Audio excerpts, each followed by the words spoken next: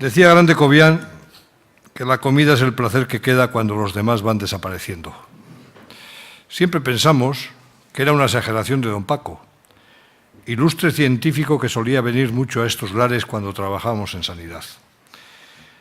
El viceconsejero Javier Sáez de Buruaga, que también era un buen nutricionista, invitaba a don Paco y al profesor Varela, ambos dos grandes científicos. Como yo les vi comer a los tres, que siempre aconsejaban comer moderadamente, entendiendo lo de moderadamente dudaba de la frase anteriormente citada.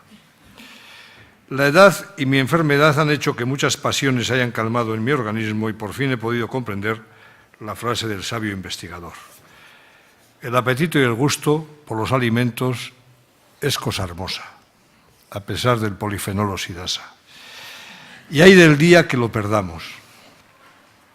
He conocido en mi vida profesional médica pacientes que después de perderlo han pasado, como se dice vulgarmente, a mejor vida, aunque de verdad dudo que lo sea, lo de mejor vida. Por contra, el apetito voraz nos puede llevar al pecado de la gula, a esa especie de concupiscencia alimenticia con la que los curas nos predicaban y nos prometían el infierno. Los que somos nacidos después de la guerra, o sea, en la época del racionamiento, recordamos que algunos médicos diagnosticaban de empacho cualquier alteración gástrica. Te sacaba la lengua y empacho. Empacho de la poca cantidad de alimentos que circulaban entre la mayoría de las familias. Hemos comido, los de esa generación, porrusalda y tortilla a toneladas. El pescado blanco era motivo de alguna celebración y lo corriente era el pescado azul, que tenía y tiene unas propiedades nutricionales extraordinarias, pero que lo consumíamos porque el resto era prohibitivo para nuestros bolsillos familiares, así de claro. El marisco era desconocido entre los de mi clase, así que el ácido úrico y los colesteroles podían transcurrir su vida plácidamente. De entonces son mis recuerdos de haber asistido a algún banquete que coincidía con alguna boda.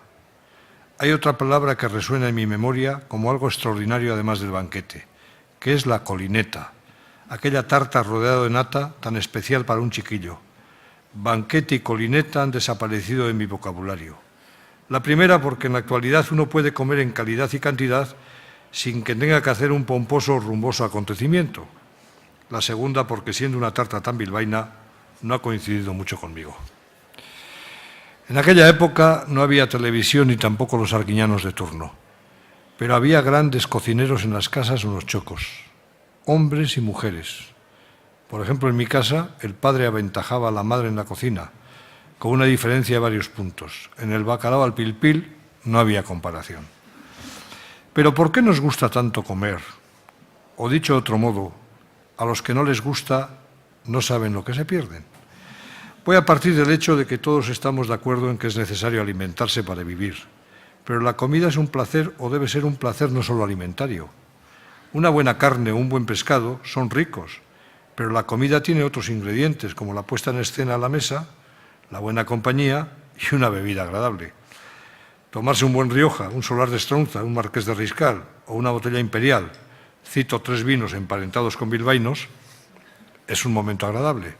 Una buena compañía es esencial y una mala compañía puede arruinar la mejor comida. Orueta, en Memorias de un bilbaíno, divide a los gourmets, los sibaritas, de los gourmand, más glotones. Pacho Gaminde, el dueño del mundo elegante, era ambas cosas. Le gustaban todo tipo de pasteles y la horchata a litros, pero se pasaba horas enteras contando a sus amigos bilbaínos que la mejor cena fue la del Gran Hotel de París, o el buffet que tomó en casa de la princesa de Metternich, o su pasión por el gusto, otro ingrediente en la buena mesa, como aquellas fresas colocadas en tarritos de 3 en 3 en París, en casa de su prima Eloísa, casada con el banquero Avaroa. El gusto y el placer acompañaban a un glotón Gaminde que recordaba las 17 clases de pescado que le sirvieron en Greenwich, o la cena con ostras, champán y sauter con que lo obsequiaron a las 10 de la noche antes de coger el coche hacia París. Y ahora que hemos tenido el problema de los aviones, esto sí que era un viaje a París, porque tenía que ir de aquí a Tolosa, de Tolosa iba a la frontera, en fin, 10, 12 días para ir a París. Estamos hablando de 1887, bastante antes del racionamiento posbélico que he descrito. Comida, buen gusto, exquisitez y, como ven bilbaíno, y esto es muy de Bilbao, seguir hablando de comida mientras se come. En Bilbao una buena comida no ha dependido de la ideología. Indalecio Prieto decía que a la prusiana iba el gourmet y al Torrontegui el gourmand.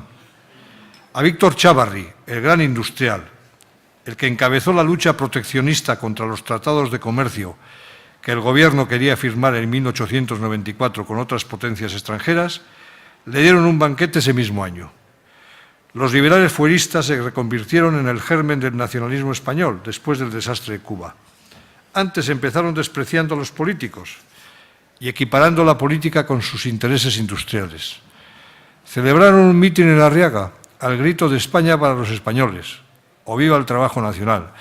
En realidad lo que estaban diciendo es que los españoles solo le compren a ellos y no a los franceses ni a los italianos. No nos engañemos. Pretendían cerrar las fronteras industriales, aumentando los aranceles y en el fondo se dirigían hacia una autarquía económica. Chávarri fue un líder, pero el banquete también lo fue. Entremeses, paella valenciana, bacalao a la vizcaína, lengua a la escarlata, jamón en dulce, capones asados, tarta de hojaldre y postres variados, regado con limonada y marqués de Riscal. Cambiando de signo político, veamos el menú que tuvo Sabino Arana en la cárcel de la Rínaga la Nochebuena bilbaína. Ostras, sopa de chirlas, ensalada de alubias, bacalao en salsa roja, angulas, besugo, bermejuelas, merluza frita, caracoles en salsa roja. De postre, compota de manzana, para bajar. Pastel, mazapán y turrón de Gijona. Para beber, vino de Aramburu Zabala, Chacolí, Jerez, Oporto y Chartres. Dos matizaciones. El carcelero sufrió un expediente porque al parecer fue subvencionado, o sea, comprado por los compañeros de Sabino. Y dos palabras sobre el bacalao en salsa roja. Dice don Miguel de Unamuno que el vocablo bilbaíno es trisílabo, bilbaíno, como el bacalao en salsa verde, mientras que el de salsa roja, que se cocina sobre todo del Ebro para abajo, es cuadrisílabo, bilbaíno, bacalao. Por lo que se ve, el fundador del nacionalismo vasco le obsequiaron con la salsa roja. En el libro de Manuel Montero se describe el que en 1906 dieron los diputados provinciales Adolfo Urquijo: aperitivos, puré de cangrejos, fritos variados, bacalao a la vizcaína, jamón a la madera, codornices trufadas, espárragos a la vinagreta, rosbif con ensalada, mantecado de vainilla, quesos, frutas, chacolí, vinos selectos, licores, champán, café y puros. Cuenta Orueta el menú que solía ofrecer el día de San Pedro a sus amigos un conocido suyo: limonada con nieve del Pagasarri, que es el bilbaíno para chacolí, cocido con cecina y gallina, solomillo, bolobán de tordos y malvices, merluza en salsa, jibiones, arroz con leche con anises para colineta, canutillos y platos de nata. Algo más escueta la comida que le dieron en 1912 al periodista Aranaz Castellanos, cuando abandonó la presidencia de la Federación Atlética Vizcaína en el restaurante Amparo, que estaba en lo que es ahora el monumento a Fleming, subiendo hacia Miribilla. Uno de los grandes fogones que hubo en la villa. Entremeses, paella valenciana, croquetas con hojaldre, bacalao a la vizcaína, pollos asados, tostadas Amparo, frutas, quesos, café, licores y vino de bodegas bilbaínas. Hay casos desorbitados, cuenta Javier Viar en el libro sobre Gaminde. El caso de este con el arroz con leche y con la horchata. Salía a comprarla enfrente de su tienda con 2 floreros. Y el del dandy de Zornocha, que se calentaba las manos con el coñac más venerable. Pero hay otros casos igualmente desorbitados, prosigue Viar. Uno es el de aquel que hacía apuestas de comerse 30 merengues sin beber agua, o 20 canutillos y luego bañarse en los caños. Ay, al lado. Del mismo Manuel Ayarragaray, el culto y cosmopolita mecenas de los inicios de Guiar, del pintor Guiar, se contaba que atravesó el Sáhara bebiendo champán helado. Eso eran los bilbaínos. Mientras esto escribo, estoy recordando una película en la que Paul Newman, presidiario, apuesta a comer 50 huevos duros. Habréis visto la película 50 huevos duros. Esto sí que era un empacho, si es que ustedes no lo están después de estas comidas pantagruélicas. Afortunadamente, los nutricionistas y los dietistas nos han enseñado los peligros de Pantagruel y hemos sido mucho más razonables en nuestros nuevos hábitos. Y la vida moderna, las prisas y la forma del trabajo ha contribuido a lo demás. Pero en el Bilbao de Pacho Gaminde, trabajar era casi un horror. Juan Carlos de Gortázar, que vivía ahí al lado, en su libro Bilbao a mediados del siglo XIX, dice que los bilbaínos recibieron una maldición al pasar la ría. Se refiere a que con el ensanche y la industrialización, muchos se dedicaron a trabajar y a vivir tristemente. A aquellos hijos de rentistas que vivían en el Bilbao chiquito y bonito, sin traspasar el Arenal con su tilo y ni acercarse a los arrabales, ni traspasar a la República de Abando, que fundaron el Curdin Club, cuya etimología no la indaguen en los libros, porque venía a significar kurda. Los pobres bilbaínos, herejes para Gortázar, que aprendieron a trabajar y a transformar Bilbao en un emporio comercial e industrial, pero no dejaron, a pesar de Gortázar, de comer bien. Que la comida tiene importancia en Bilbao no hay ninguna duda. La doctora María Jesús Cava escribía que la historia demuestra que durante siglos fuimos algo más que consumidores de castañas a destajo. Con la modernidad empezamos a ser sibaritas y desde la creatividad de la cocina posmoderna, maestros en hacer de elementos básicos una filigrana para los sentidos. La historiadora dice, y yo creo que con razón, que muchos platos llevan el apellido a la bilbaína, que son exageraciones del lenguaje.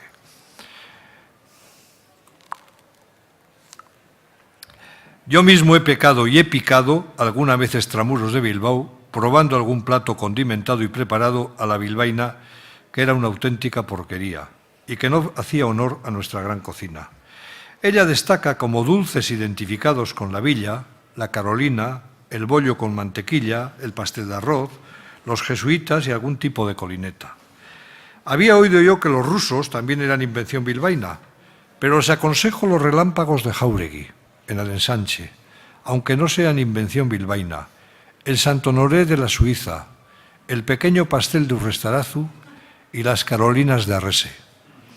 En cuanto a los platos que no arrojan dudas sobre su autoría bilbaína, menciona el bacalao al club ranero, el bacalao seco a la bilbaína, el pisto a la bilbaína, la merluza a la bilbaína, las angulas a la bilbaína, los jibiones, becada a la bilbaína y las patatas con arvejillas en salsa verde, que es extraordinaria.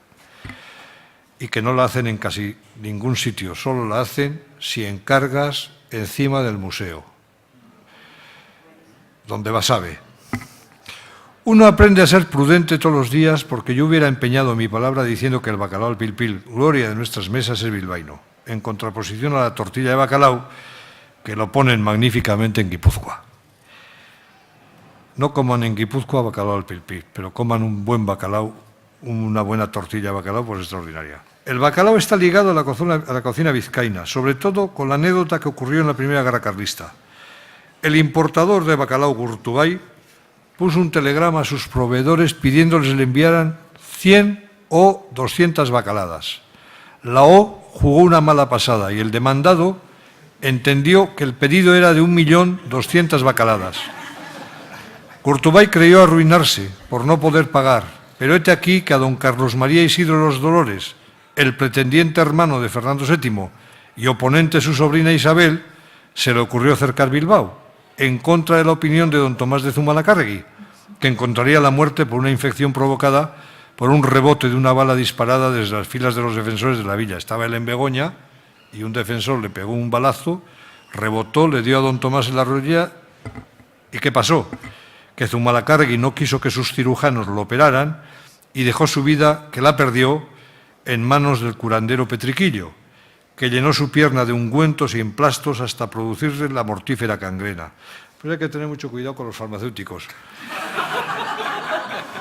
Mientras tanto, Gurtubay, que por cierto emparentaba con los duques de Alba, pasada la primera angustia aumentó considerablemente su fortuna y a los bilbaínos permitió hartarse de bacalao durante el asedio, aunque visto que nos sigue gustando muchísimo, no debe ser cierto esto último.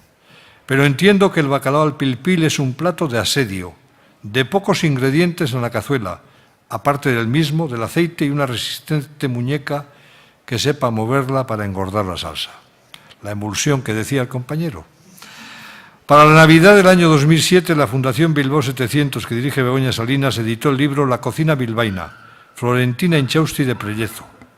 En realidad era la cuarta edición de un libro que había salido a la luz en 1925, que narraba las excelencias de nuestra cocina por la susodicha, que era directora de la Academia de Cocina de Bilbao, que pudimos conseguir gracias a los buenos oficios de doña Pilar Alcacena, cuya madre asistió a la mencionada academia. Pues bien, el prólogo escrito por un maestro en el oficio, Jesús Llona Larrauri, ilustre de Bilbao junto con su mujer Garbiñe, cuenta el nacimiento del bacalao al club ranero de la mano de Alejandro Carevivier, cocinero de la Sociedad Bilbaína de la calle Navarra. En el Chacolí de Tablas, evidentemente en Bilbao no había hoteles, había chacolís. Situado en Indautxu, naturalmente cuando había menos viviendas que ahora, jugaban al juego de la rana, entre ellos nuestro cocinero. Era 1910 cuando entró en la cocina del Chacolí y observó unas hermosas tajadas de bacalao listas para preparar el pilpil y a su lado unos pimientos verdes y cebolla. Se le ocurrió la idea de preparar el pilpil y añadirle una fritada de pimientos verdes con cebolla y salsa vizcaína. Ahí nació el bacalao al club ranero, que es naturalmente centenario. Jesús Llona también comenta en el mismo prólogo otro plato bilbaíno, como es el chuletón de buey o villagodio, en honor al marqués de su nombre, que mandó construir un coso taurino en Indautxu, donde se lidiaban sus toros con escaso éxito, como toros era un desastre, ya que muchos aficionados decían que solo servían para carne, dando origen al chuletón de novillo de 3 años, asado a la parrilla y de carne roja. Nada fácil en una pieza de 5 centímetros y 1 kilo de peso. Jesús Llona nos cuenta que a principios del siglo XX varios restaurantes del casco viejo ofertaban angulas como menú del día. La cosa ha cambiado, ¿eh? Hace 2 citas Jesús en el mencionado prólogo que no les quisiera obviar. Una es de 1929 y pertenece a Julio Camba. La capital gastronómica de España debiera estar en la costa, y especialmente en una costa norteña, porque es del norte de donde viene el apetito, y a Bilbao con su tridente amenaza el centro de Madrid. La otra es de don Gregorio Marañón, que aquí el colega ha citado antes, el insigne doctor. He de nombrar ante todo a la región vasca, sin duda a la cabeza de las excelencias hispánicas en la cocina, con tal unánime reconocimiento que basta su mención. Si algo hay en la cocina vasca de producto elaborado, estos son los jibiones o chipirones en su salsa negra. Mi amigo de juventud, Javier Sagastizábal, buen conocedor de los fogones, gourmet y gourmand, y prolífico escritor de temas gastronómicos de conventos y abadías, me ponía en guardia ahora que estamos preparando el stand oficial de Bilbao en la Expo de Shanghái. Me recordaba que hemos estado vinculados a Asia, por supuesto con Filipinas, a través de Legazpi y Urdaneta, y posteriormente en China, a través de los pelotaris puntistas, que jugaron en los frontones Auditorium de Shanghái y Forum de Tenzin. Para ello me citaba al pelotario Urbieta, que fue maestro de pelota en Durango y juez de centro en los partidos de cestapunta, que marchó de Shanghái cuando entraron los comunistas. Contaba que existía tal opulencia que el caviar lo comían a cucharadas, pero de cucharas de sopa. Pues bien, el amigo Sagastizábal defiende que la tinta de los chipirones tiene origen en la cocina china y que llegó a nosotros a través de Filipinas. Puede ser plausible, ya que muchos navegantes vascos pudieron importar la receta de la salsa de tan exquisito plato. Al fin y al cabo, la gastronomía se debe al buen producto de la tierra y del mar y a su exquisita elaboración. No es posible terminar esta breve charla sin recordar el salto de la gastronomía de los fogones a la intelectualidad. En esta vida no solo hay que ser un buen cocinero, sino que hay que trasladar la habilidad, la sabiduría a los textos, al libro o a los modernos medios de comunicación. Antelme Brillat-Savarin, natural de Velay, donde llegó a ser alcalde, Fue el pionero en escribir quizá el más famoso de los tratados, Fisiología del gusto. ¿Quién era Brillat Savarin? Perteneció a la alta burguesía. Fue monárquico de convicción y de corazón. Comenzó su carrera como juez y se topó con la Revolución Francesa que le despojó de sus bienes. Tuvo que trasladarse a los Estados Unidos, donde dio clases de francés y tocó el violín en la orquesta del John Street Teatro de Nueva York. En eso se pareció al príncipe Talleyrand, que también tuvo que huir para salvar su cabeza, él que aguantó y se sobrepuso a todos los regímenes. Cuando tras la Revolución y la caída de Napoleón las potencias europeas impusieron la restauración monárquica, allá estaba Talleyrand defendiendo frente a Metternich los intereses de Francia. No es extraño que Brillat Savarin haya sentenciado aquello de quien no ha conocido los años anteriores a la Revolución Francesa no ha sabido lo que era la dulzura del vivir. Naturalmente se olvidaba que las penurias del pueblo y solo se acordaba de lo bien que vivían los de su posición. Naturalmente el libro de Brillat Savarin tuvo sus defensores y sus detractores. Balzac lo apoyó como gastrónomo y escritor, y otros como Grimaud de la Reynière, otro adelantado de su tiempo en la materia, le ignoraron.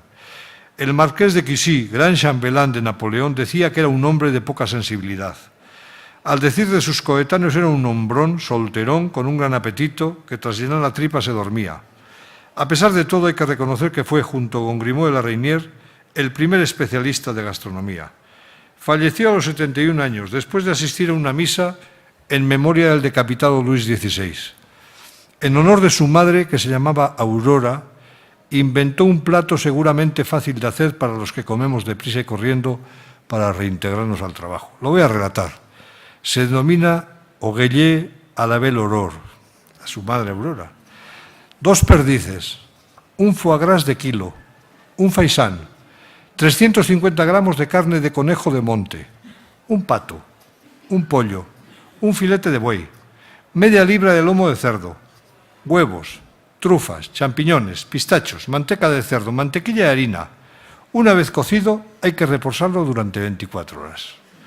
Naturalmente, todos los que estamos aquí podemos hacer esto todos los días. Niñón, el gran cocinero del Hermitage de San Petersburgo, decía que ningún plato de Brillat Savarin era posible ejecutar con la riqueza con que aquel le formulaba. No me extraña después de observar la receta dedicada a su madre. Vuelvo a la cocina bilbaína y vizcaína recordando al gran Carmelo Sánchez Pando y Maguregui, presidente que fue del Cocherito, primer presidente civil de la Plaza de Toros de Vistalegre y aficionado a muerte al Atleti, que me decía un día en que yo le expliqué un plato elaboradísimo con algas y salsa de caracol. Iñaki me dijo, donde esté la cocina bilbaína con el bacalao, los chipirones y los tripacallos, que se quiten esos mejunjes. Tenía razón Carmelo, buen producto de la tierra, del mar o de donde sea, elaboración sensata, buen vino y mejor apetito, y dinero para pagar la factura. Muchas gracias.